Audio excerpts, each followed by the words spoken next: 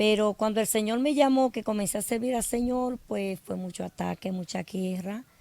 La gente pensaba que era algo eh, como que era un extraterrestre que había llegado y era algo un poco fuerte y difícil porque no podían entender, creían que era como un cambio, que usted estaba cambiando de vida, que usted había hecho algo, como usted cometió una falta, ellos lo veían como una falta. O sea, yo había cometido una falta, yo tenía 19 años cuando yo vine a los pies del Señor. Hey, Dios bendiga. Ahora nos encontramos con la pastora María Valdés. ¿Cómo se siente, pastora? Muy bien, gracias, Dios le bendiga. Amén, amén. Contento de poder estar aquí con usted y poder gozarnos. ¿Verdad que sí, Fran? De poder ver este conversatorio. A medida también como hemos hablado con más personas, también queremos hablar con usted y conversar y saber la trayectoria del Evangelio, ya que cuando ustedes empezaron, el Evangelio no era ni siquiera reconocido, mejor era repudiado en muchos lugares y más en este sector donde usted se ha criado. ¿Cuál fue su experiencia con la familia, con los amigos, con el campo, cuando usted se convirtió? ¿Cómo fue el trato? ¿Cambiaron? ¿Usted sintió rechazo? ¿O, o qué pasó? ¿Lo veían como extraterrestre? ¿O cuántos cristianos habían cuando usted se convirtió aquí en el campo? Bueno, aquí en el campo cuando yo me convertí habían pocas personas. Eh, creo que una persona había cristiana aquí en Atillo y no era reconocida tampoco. Pero cuando el Señor me llamó, que comencé a servir al Señor, pues fue mucho ataque, mucha guerra. La gente pensaba que era algo eh, como que era un extraterrestre que había llegado y era algo un poco fuerte y difícil porque no podían entender, creían que era como un cambio, que usted estaba cambiando de vida, que usted había hecho algo, como usted cometió una falta, ellos lo veían como una falta. O sea, yo había cometido una falta, yo tenía 19 años cuando yo vine a los pies del Señor, una edad muy hermosa porque estaba en mi juventud. Y ahí comencé a servir al Señor. Fue cuando en la trayectoria el Señor me llevó a la capital. Duré allí un año en donde fui doctrinada por la ministra Inés Espíritu Santo.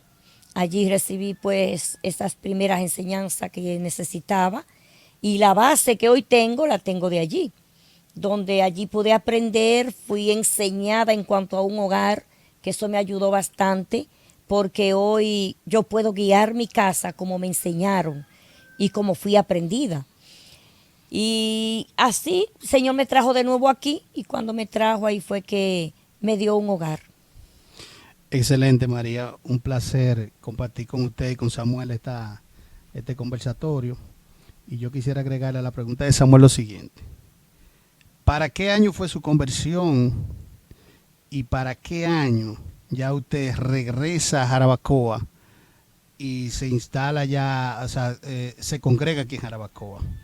Ok, yo me convertí en el 90, enero del 1990, y me fui allí a la capital a lo poco de convertirme, y ya en el 91, casi finales de 91, yo regresé aquí.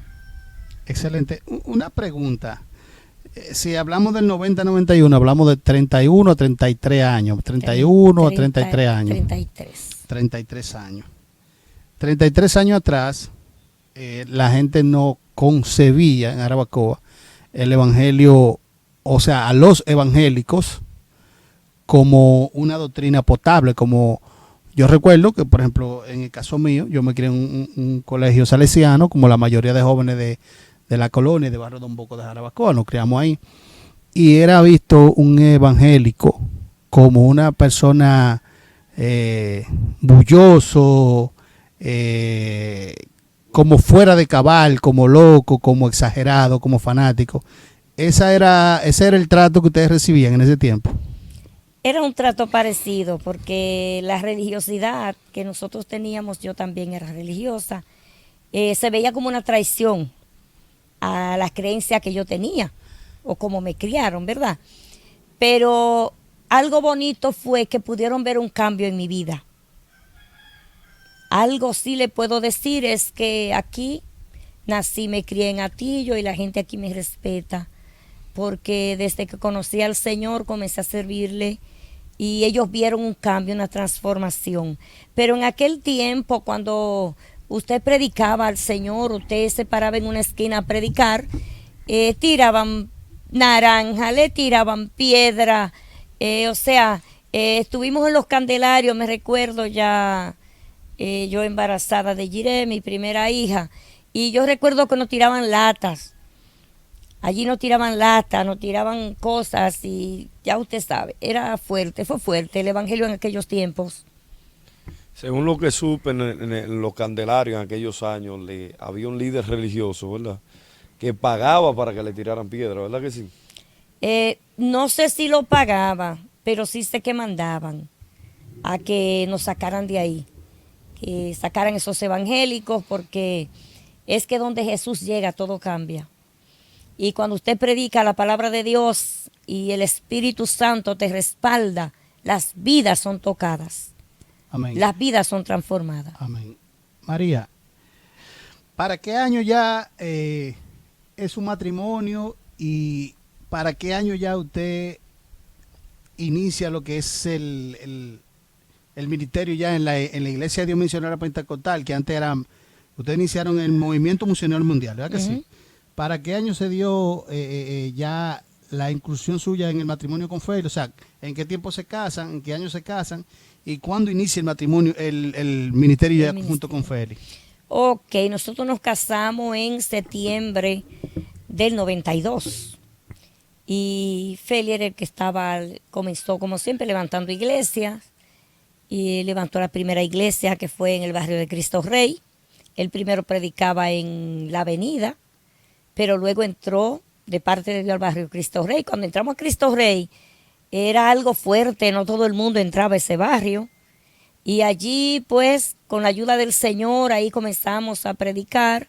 Luego nos mudamos ahí también, en donde pues nuestras primeras 3 hijas nacieron ahí, en el barrio de Cristo Rey. Y allí pues todo cambió. Es diferente ya hoy. Todo cambió, fue una experiencia muy bonita, pues yo me crié en una familia, ¿cómo te explico? Una familia que no era de vicio, de calle, de problemas, o sea, no nos educaron en esta forma y cuando yo llegué a ese lugar que yo veía a la gente diferentes, con vicios, con problemas, y era la gente que teníamos que ayudar, o sea, para mí fue un poco difícil, muy difícil, pero el Señor nos ayudó. Excelente, excelente.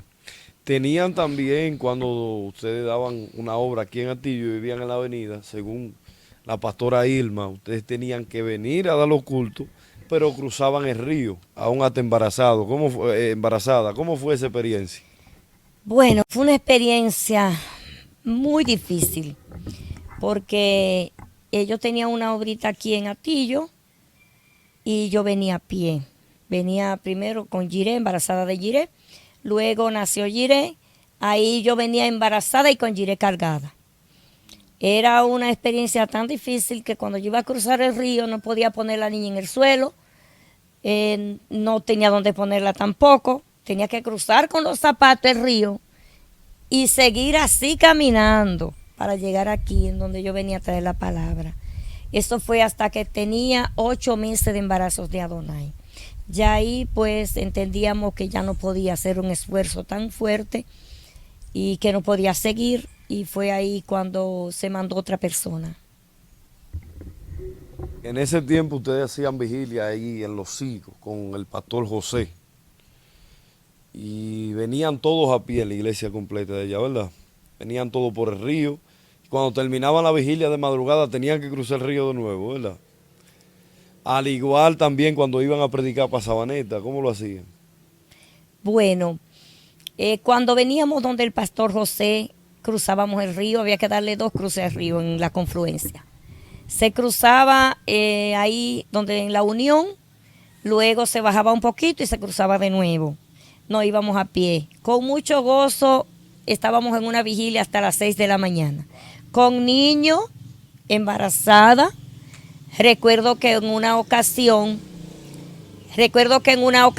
pues el río estaba muy hondo y pasar con una joven que estaba con nosotros, y recuerdo que Félix tomó un palo y nos puso a cada una de un lado para cruzarnos, porque a él le daba por el cuello el río, y así nos cruzó del río para ir a esa obra. Era algo bonito porque hacíamos todo con amor, y ese primer amor estaba en nuestros corazones, y fue en realidad el evangelio que nosotros llevamos desde el principio. Fue un evangelio de procesos. Fue un evangelio un poco difícil, pero el amor de Dios te ayuda a hacerlo todo con amor, sin importar. María, hablando de proceso, vamos a incluir en la parte de proceso la parte económica. Usted hablaba del primer amor, habla del primer amor en ese tiempo. Pero con primer amor o sin primer amor, hay un proceso económico que hay que cumplir. ¿Cómo era el tema económico del inicio de la iglesia? Demasiado fuerte, Francisco, demasiado fuerte. Yo tuve 6 hijos en 7 años, ¿verdad? Dios llamó a mi esposo a trabajar solamente para la obra de Dios. Es un proceso muy difícil. Imagínense, en donde no teníamos ayuda de nadie. Era Dios en su infinita misericordia que nos daba de comer. Y así, pues llevamos una trayectoria, pero fue muy, pero muy difícil. Yo recuerdo que en una ocasión yo miraba a los vecinos, yo a veces no tenía comida, y yo decía, ay Señor, dame el privilegio de cocinar todos los días. Y cuando yo oraba de esta forma, era con lágrimas en los ojos, yo lloraba, porque no era fácil. Nunca le dije a mi familia nada, nunca ellos supieron nada, pero Dios sí lo sabía. El Señor me hacía muchas promesas. En ese tiempo, Fran, recuerdo que estaba de rodillas, y cuando estaba de rodillas, en una crisis económica muy fuerte, el Señor me dijo, toma foto, no te van a creer, vas a viajar. Y cuando el Señor me habló así, yo dije, pero Señor, ¿y cómo? ¿Por qué cómo? Ni siquiera para sacar un pasaporte, pero ¿y cómo? O sea, no lo entendía cómo. Entonces fue cuando en el 2005 el Señor me habló y me mostró y me mandó a buscar visa, y me dieron 10 años de visa. Cuando yo estaba en el avión arriba, yo comencé a llorar y yo le dije, Señor, ahora recuerdo cuando estaba ya de rodillas hace unos años, que tú me diste una promesa. Y cómo le digo, no sé cómo pagarle al Señor, porque en medio de tantos procesos, 30 años viviendo de barrio en barrio rentado, ya vamos a un barrio, ya llegamos a otro, ya Dios nos lleva a un sitio, ya Dios nos lleva al otro. En realidad es fuerte, es un proceso fuerte, pero Dios nunca nos dejó. Y a los 30 años el Señor viene y nos trae a Tillo y nos da una casa. Gloria a Dios. María, siguiendo en esa misma línea, porque no se puede hablar de un logro sin un proceso. Sí. De la única manera que uno puede exhibir un logro en Dios es por vía del proceso. Lo primero, si no hay proceso, yo no creo, hay logros que yo no creo mucho logros sin proceso. Claro. Pues yo creo que tú valoras mucho lo que tienes, lo que Dios te da cuando tú eres procesado. ¿Cómo era la presencia del Señor aún con esa escasez que usted señala? Porque si usted no dejó al Señor, si Félix no dejó al Señor, si la iglesia no dejó al Señor, era porque había una presencia. Hábleme de la presencia de ese tiempo en Dios aún en esa escasez. Amén. Bueno, nosotros vivíamos siempre orando. Todas las madrugadas. Hacíamos unos matutinos de 4 a 7 de la mañana. Tremendos matutinos. Y siempre estábamos orando, día y noche, ayunando, orando, buscando al Señor. Era algo hermoso.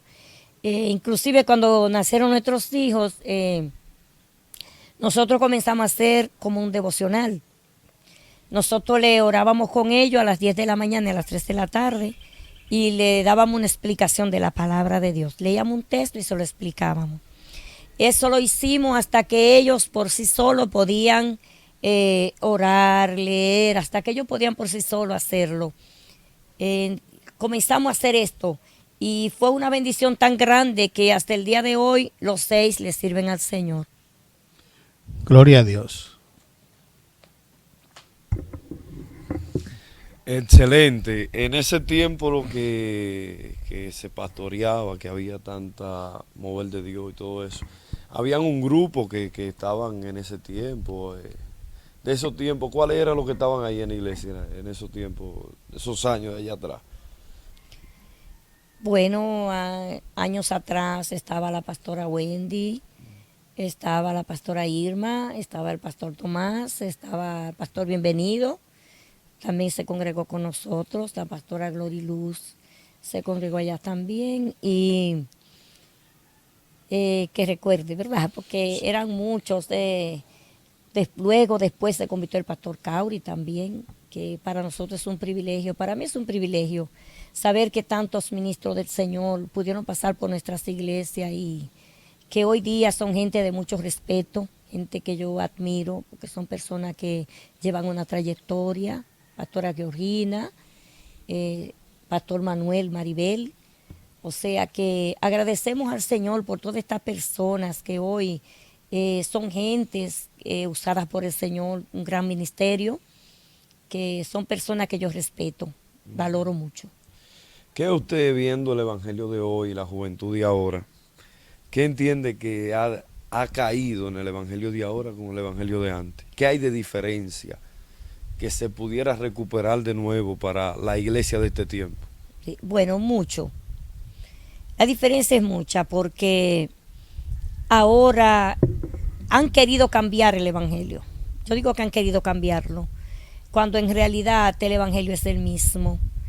Hoy día la juventud aún dentro de las iglesias se están dañando, corrompiendo, ya no le dan pues ese valor que tenía lo que es la presencia de Dios. Ya la gente no se enfoca en buscar al Señor, en el temor de Dios. Dios no le agrada esto, tengo que cuidarme por esto, no. Ya la gente no tiene nada que ver. Otra cosa que está acabando hoy es la homosexualidad en los altares, que aunque no están libremente como homosexuales, usted puede ver la inclinación, usted puede ver el rostro de las personas y usted dice, aquí hay problema. Y esto está acabando también. Es algo pues un poco fuerte que nosotros como ministros del Señor pues debiéramos tomar muy en cuenta lo que es el temor de Dios en la casa de Dios y lo que es el temor de Dios para las personas que están subiendo hoy. Hay que enseñarle el temor. ¿No? Y aparte de la escasez que se vivió en aquel tiempo y todo eso, se era fiel al Señor y no había tanta excusa ni pretexto para servirle a Dios. Así E es. incluso hubieron personas que iban a los dajados, ¿verdad? A pie a predicar de aquí del pueblo. A pie no. En una ocasión o dos, ¿no? Era llegó ahí. fuerte, a pie no, sino que a veces se le dañaban los motores, tenían que seguir entre a pie. Ok. Sí. No, excelente, excelente.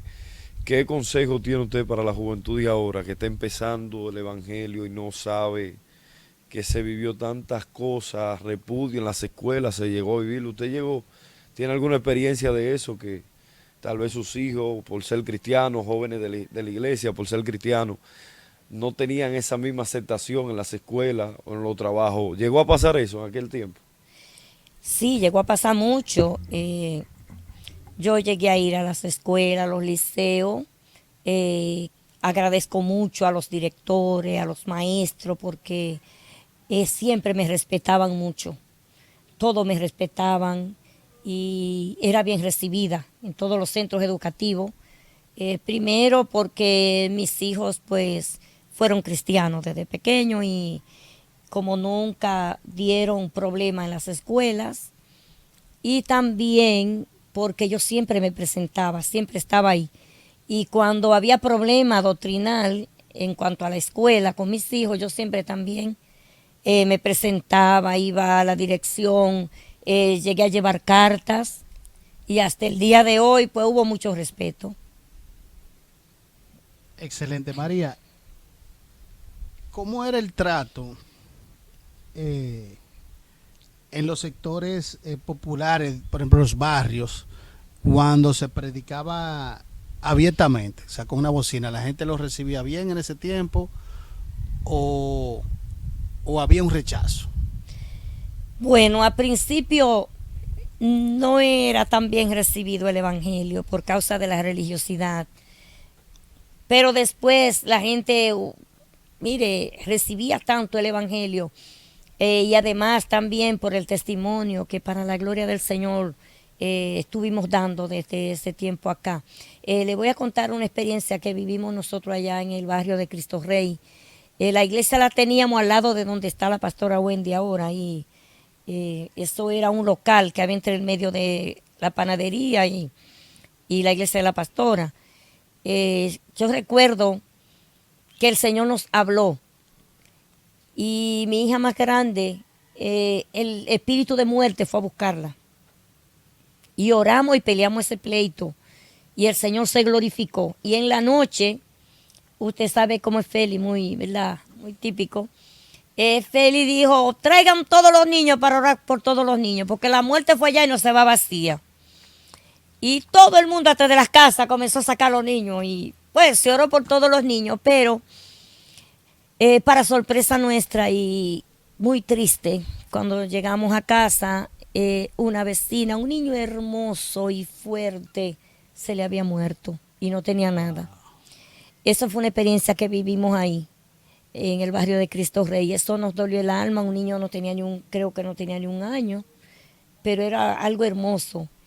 Y cuando llegamos, que ese niño, no sé qué fue lo que le pasó, y murió. Entendimos ahí que verdaderamente que Dios es real. Amén. Entonces, María, también yo debo de reconocer algo, o sea, debo de aportar algo a este diálogo. Y es que si hoy, Samuel, el evangelio bien recibido, si ustedes pueden ir por las iglesias y predicar, si la iglesia puede ir a las calles y predicar, si se pueden hacer campañas al aire libre. Mencionamos Jarabacoa, pues Jarabacoa es un pueblo pequeño con orígenes tradicionales, muy tradicionales. Así es. Si hoy la iglesia puede ir a las calles y los ministros pueden ir a diferentes iglesias, incluso hasta los liceos, la escuela, es porque ese evangelio es un testimonio de verdad, ¿verdad? Porque ese testimonio fue verdad pese a las circunstancias adversas que estamos hablando aquí, lo económico. Me imagino que si pasaban el río era porque no había motores. No, ni bicicleta. Eso no hay ni que hablarlo, es que no. Si pasaban el río era porque no había motores. Entonces, con todas esas circunstancias adversas, problema económico, Titi tuvo 6 hijos en 7 años, eso estamos hablando de que eso es un tema, casi que podemos hacer un video de ese tema. Fuerte. 6 hijos en 7 años. Tú sabes lo que una mujer, una familia, el proceso que vive de tener 6 hijos en 7 años. O sea, es un proceso. Estamos hablando que Titi en ese tiempo no pudo estudiar. Titi en ese tiempo muchísimas cosas no la pudo hacer porque cuando un muchacho se le estaba sacando el biberón, el otro había que prepararlo. Sí. Entonces, ese testimonio y ese ejemplo de vida, porque la gente siempre no está viendo, como dice la palabra, la Biblia dice que hay una nube de testigos mirándonos. Si no hubiese sido un evangelio real, una experiencia real, hoy estos eventos no se pudieran estar dando. Que Samuel puede ir a predicar allí, que puede ir a la iglesia, que puede ir a otras iglesias, que una iglesia puede ir allí, que podemos hacer un culto afuera. Pues yo recuerdo que cuando estábamos en la colonia al principio, que Félix estaba entrenando el troncomóvil de él, nos entran a pedrar de una vez en la colonia y recibieron el troncomóvil con una pedrada. Y machete también, machetazo. Entonces, también hay un dato, Titi, que podemos agregar, ya que mencionamos el tema de 6 hijos en 7 años. ¿Cómo la gente, esto es un paréntesis, cómo la gente veía? Porque lo que quiero es resaltar el valor que ha tenido hoy día el trabajo de ayer. Sí, sí. O sea, ese trabajo de ayer hoy es respetado. Entonces, cuando se le contó a esos muchachitos en la calle, la gente no se burlaba, o lo admiraba, ¿cuál era la impresión de la gente? Sí, muy buena Perdón, pregunta. porque yo tengo, después que te conteste, yo voy a decir algo, porque usted era vecina mía. Sí, muy buena pregunta, Francisco, muy buena pregunta. Cuánta humillación yo recibí. Hoy yo salgo y todo el mundo, wow, qué bendición, tantos hijos hermosos, hijos tan lindos, una familia cristiana, todo adulto, pero en ese tiempo no era así. E inclusive cuando yo fui a dar a luz de Jocabé y de Samuel, una enfermera le dijo, doctora, ¿usted sabe quién está aquí otra vez? Ahí la mujer del pastor. Que yo iba a dar a luz en el hospital y ya usted sabe cuánta vergüenza. Y yo me quería caer muerta, yo no encontraba qué hacer. Era algo terrible, de verdad. Pero qué fresca esa enfermera. No, era algo fuerte. De hecho, cuando nació Samuel, fue un proceso muy difícil, porque ahora a la gente le hace cesárea fácil, pero y en el hospital. Y yo viví una situación por la misma economía, que yo estuve esos hijos, yo no me hice análisis, a mí no me hicieron una sonografía, yo no sabía si era hembra o eran varones. Eso se sabía cuando ellos nacían.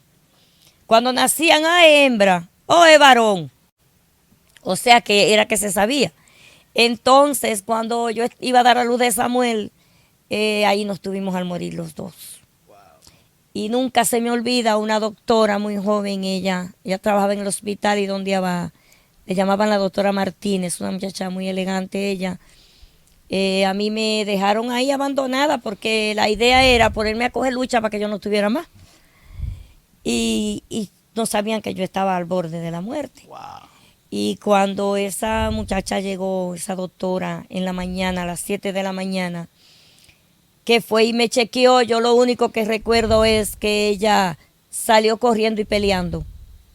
Corriendo, no caminando, corriendo y peleando. Vino, le inyectó algo al suero, vino, me volvió y me puso aparatos en la barriga y fue algo un poco difícil.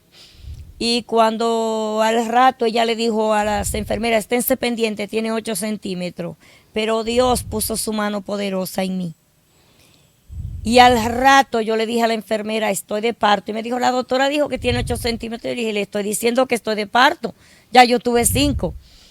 Y cuando la enfermera que no, yo dije, yo te dije que estoy de parto. Y me puse en posición de parir en la cama.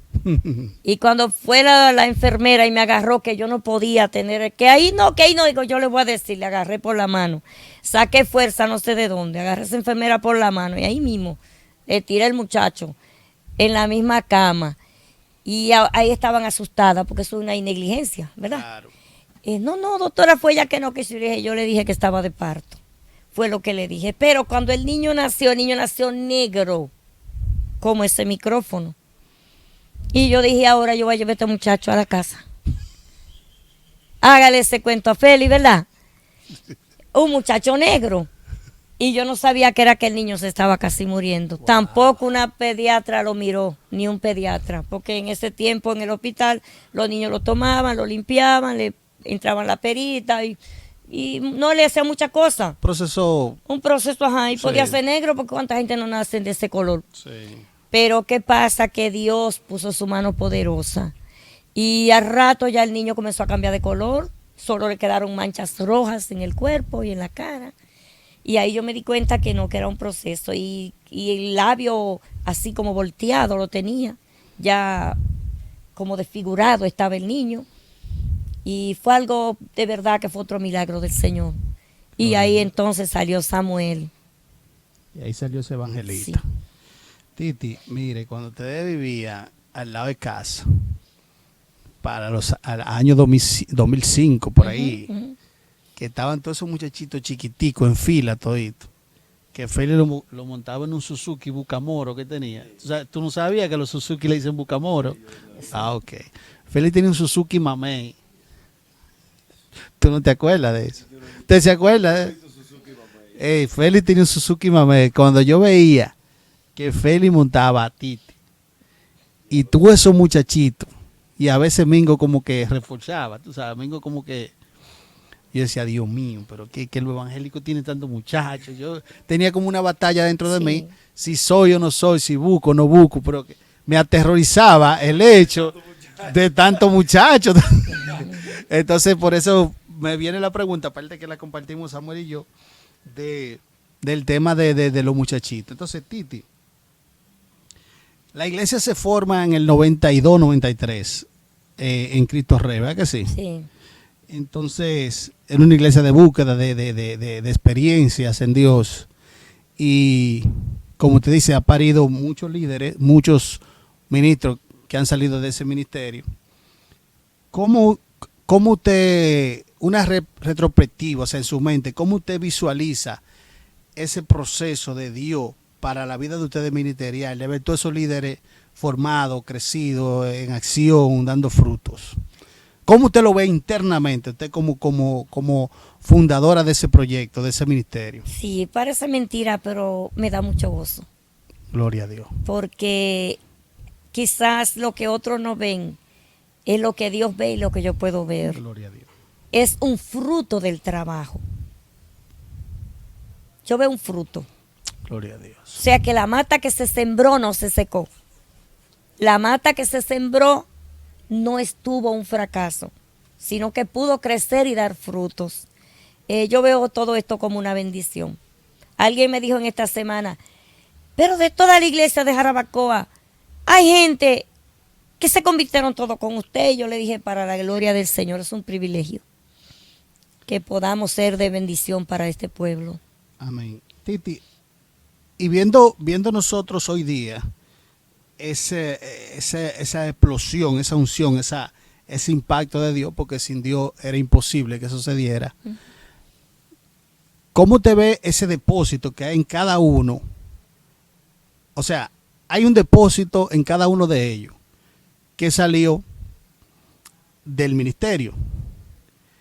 Entonces, ¿cómo visualizaríamos entonces ese grupo volviendo a ser uno de nuevo? No una iglesia, porque sabemos que una iglesia son 4 paredes y que nosotros somos una iglesia también. O sea, una iglesia puede ser física, pero nosotros somos una iglesia. ¿Cómo te vería ese grupo de hombres y de mujeres activo en una sola visión? O sea, un proyecto. Samuel tiene un dolor de barriga. Vamos a procurar que todos esos hombres que tuvieron un depósito de Dios, una explosión de Dios que nació en el año 93, 94 y sí, hasta hoy. Yo lo que visualizo es ese grupo, no es que están desunidos, no es que están lejos, porque estamos toditos aquí en Jarabacoa, pero más enfocado en una unión, en una visión, en un reordenamiento como ministerio. Porque cada uno está en su iglesia dando fruto. Y es una bendición de Dios porque lo estamos valorando aquí. Pero también es como los hijos.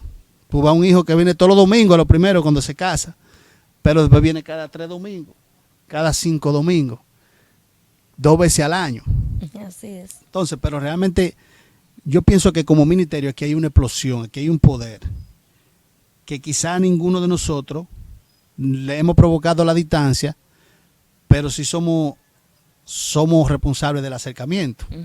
Entonces todo el mundo está dando fruto, todo el mundo está activo, todo el mundo está bien, pero yo en lo personal, y una de las cosas que nos mueve a Samuel y a mí es que creemos que ese power, ese poder tiene que estar más unido, más recogido, más concentrado, porque si en el principio tuvo una explosión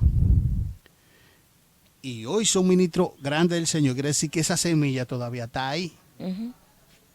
Entonces, ¿qué es lo que pasa? Como decimos, como padre y como hijo, a veces hay un alejamiento. O sea, el muchacho viene todos los domingos a comer, pero después ya viene cada 4 domingos.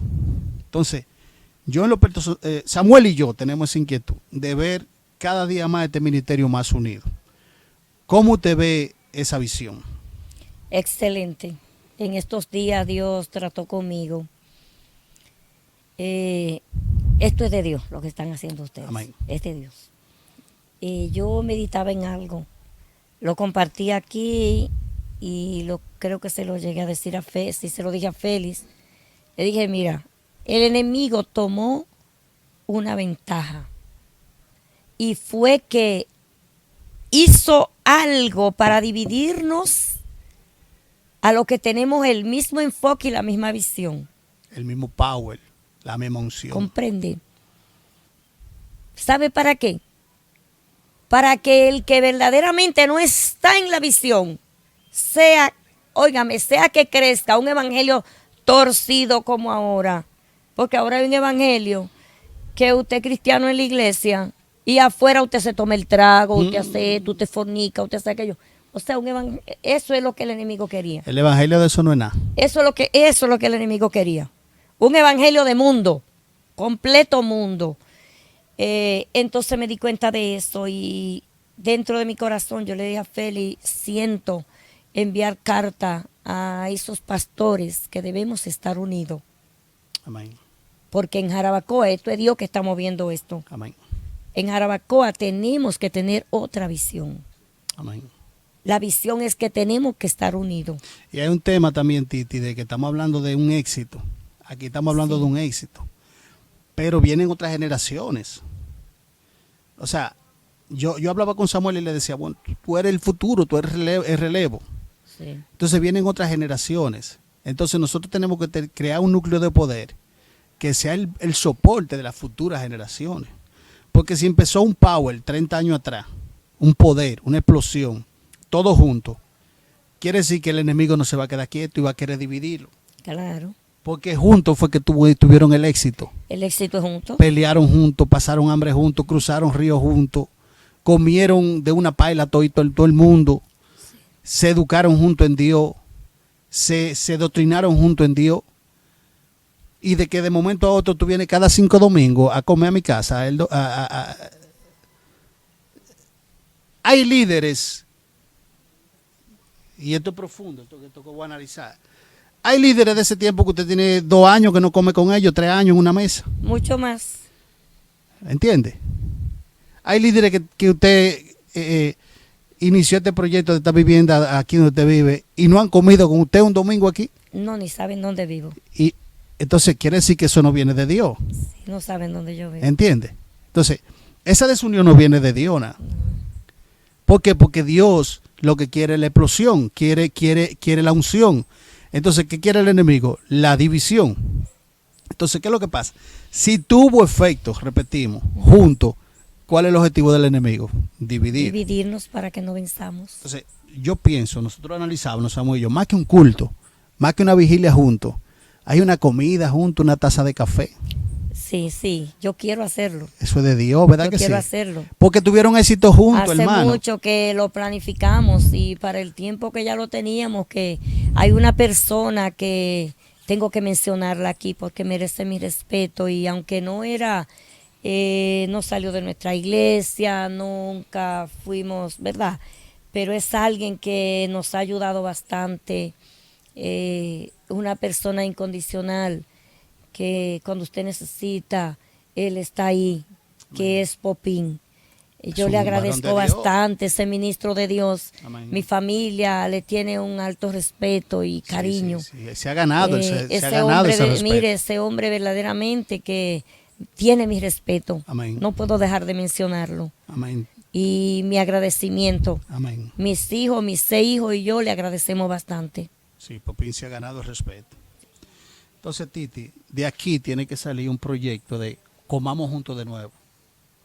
Porque no es una cosa que unifique más que un sancochito. Y en lo que está ese sancocho, todo el mundo ahí hablando y organizándose. Porque mire, a un culto vamos todos. En un culto todos somos evangélicos. Todos somos evangélicos y todos hasta danzamos. Y no sabemos el mismo coro todo, pero ya el culto puede ser hasta rutinario. Ahora, en la comida no. El yo venir donde usted y donde mí, hace una diferencia. Entonces nosotros tenemos ese sentir, Samuel y yo, en nuestro corazón, de que se haga más comida que cultos. Porque los cultos como quiera se van a dar. ¿Usted está de acuerdo con eso? No, porque yo quiero una aquí yo la quiero ir con los pastores y los hijos de los pastores. Ah, no, pero usted va a tener que alquilar un solar aparte. Sí, no, aquí hay espacio. Aquí hay mucho espacio. Amén, sí. Me refiero a estos pastores que hemos mencionado. Sí, los pastores primero. del inicio, sí. Exacto, porque quiero compartir con ellos, porque pueden irse donde se vayan y yo lo veo como mis hijos. No, y que hay una semilla, lo que Sí. nosotros insistimos que hubo una semilla que fue sembrada en el principio de éxito. Sí, ese amor está Sí. igual. Mire cuántos pastores. Si calculamos aquí, estamos hablando de por encima de 25 pastores. Uno que están activos, otro que no están activos, pero son Sí. más de 25 que han nacido de este ministerio. Sin contar los evangelistas, los misioneros, los que cantan lindo. Sí, O sea, todo el que colabora, porque todos no somos evangelistas, todos no somos pastores, pero todos funcionamos de una manera u otra en el ministerio. Entonces, estamos hablando de 25 líderes, que cada uno de ellos tiene un arrastre. ¿De cuántas personas estamos hablando? ¿Entiendes? Es un poder de masa y un poder de unción, un poder de restauración, cuando un hermano lo necesite, cuando un líder necesite, sea por salud, sea por economía, sea por finanzas. Tú te imaginas ese grupo todo a una, porque fulano dio libre igual, le se rompió un pie y hay que buscarle unos clavos, porque nosotros no le andamos pidiendo políticos, nosotros no andamos plagueando pesos políticos ni a fulano de tal. Imagínate entre nosotros, no sabe a nada, Así es. pero esa unión tiene que darse en el nombre de Jesús. Amén. Porque hubo un Amén. poder. O sea, estamos desperdiciando todo un poder. Un poder que fue dado al principio y que se regó en toda esa familia, en todos esos líderes. Amén, así es. Entonces, recogido de nuevo. Porque en las relaciones humanas, Titi, siempre hay dolorcito, siempre hay cositas, siempre hay tropezoncitos. Porque no hay una relación humana que sea de que todo el tiempo feliz de la vida, es mentira. Pero hay que superar. Hay Claro. que dejar pasar alguna. Ni en la familia. Pero ni los dedos de la mano son perfectos. Entonces, Samuel, ¿tú quieres agregar algo más? Con el pastor es que no vamos a hacer de ¿Con quién? Con el pastor Félix. No, pues muchas gracias de parte de Francisco y de mi persona y cada uno de nosotros. Les felicitamos y les agradecemos todo el trabajo que ustedes han hecho y que van a seguir haciendo, ¿verdad que sí? Y que hasta el día de hoy todavía siguen formando líderes donde quiera que van. Y eso es algo admirable. Así que muchas gracias por prestarnos el tiempo, el café y la casa. Dios bendiga mucho. Amén. Yo también me siento contentísimo de este conversatorio. Sabíamos, o sea, yo no lo sabía. Samuel lo propuso. Pero cuando él lo propuso, yo sí entendimos qué cosas iban a pasar. Eso sí. Sí entendimos qué cosas iban a pasar y nos sentimos más que satisfechos de conversar con usted y que no sea la última, que no Samuel. Dios le bendiga, María, y seguimos en Amén. contacto. Amén, gracias, gracias.